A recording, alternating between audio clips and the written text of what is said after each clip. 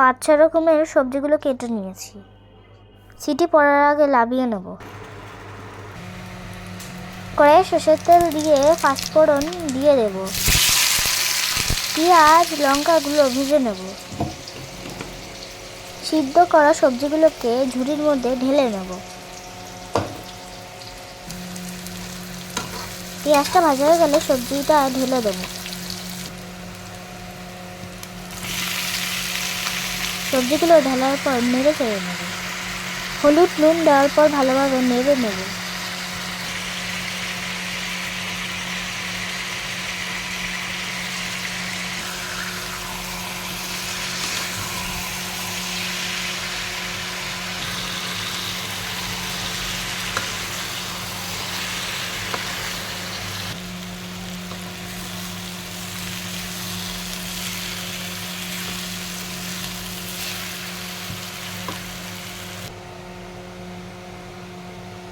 Ready আমাদের পেঁয়াজের চচ্চড়ি।